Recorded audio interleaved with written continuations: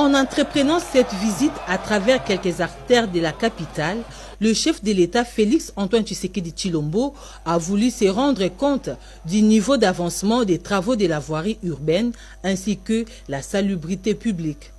À l'étape du Grand Marché de Kinshasa, communément appelé Zando au centre-ville, le président de la République Félix Tshisekedi est venu s'imprégner du niveau d'exécution des travaux d'assainissement une année après son dernier passage. Pour rappel, le chef de l'État avait exigé l'ouverture et la réhabilitation de toutes les avenues qui mènent vers le Grand Marché avant la réouverture de ces lieux de négoce. Malgré l'embellie de dernière minute, le président Félix Tshisekedi n'a pas dissimulé son inquiétude de constater la persistance de nombreux problèmes affectant la mobilité dans cette zone commerciale très fréquentée. L'avenue Rwakadingi, l'une des principales voies d'accès au Grand Marché, est envahie par des marchands et les caniveaux demeurent encore bouchés.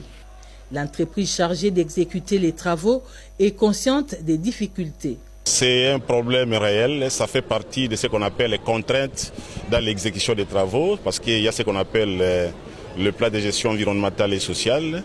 Lorsqu'on réalise les travaux d'ingénierie de cette envergure, on ne peut pas voir la présence humaine sur chantier. Alors, étant donné que cette population ne vit que de ses activités quotidiennes comme source de survie, ça complique l'exécution. Les engins ne savent pas se mouvoir. Et d'ailleurs, si on a atteint ces résultats, c'est parce que l'entreprise Safimex s'est permis, elle a pris le risque de travailler la nuit. Donc c'est vraiment une contrainte majeure. Il faut une délocalisation de ces marchands pour permettre à ce que les travaux se fassent dans les meilleures conditions et qu'on passe à la réception technique. Toutefois, des mesures sont prises pour terminer les travaux le plus rapidement. Et avec cette ouverture, Zando, il y aura une situation qui pourra évoluer en termes d'effectifs des marchands.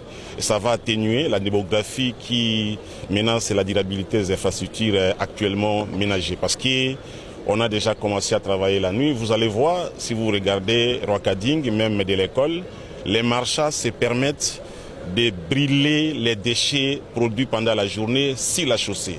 Déjà, vous verrez sur le caniveau, les trottoirs connaissent déjà un niveau de dégradation très avancé et ça risque de nous faire un cercle vicieux de réhabilitation en réhabilitation. Donc, pour nous, la délocalisation temporelle constitue une stratégie la plus efficace pour permettre à ce que ces travaux arrivent à terme. Fermé depuis plusieurs années pour des travaux de modernisation, le Grand Marché de Kinshasa a été complètement reconstruit et n'attend plus que son inauguration. Mais le ralentissement des travaux par des marchés pirates continue de retarder son inauguration.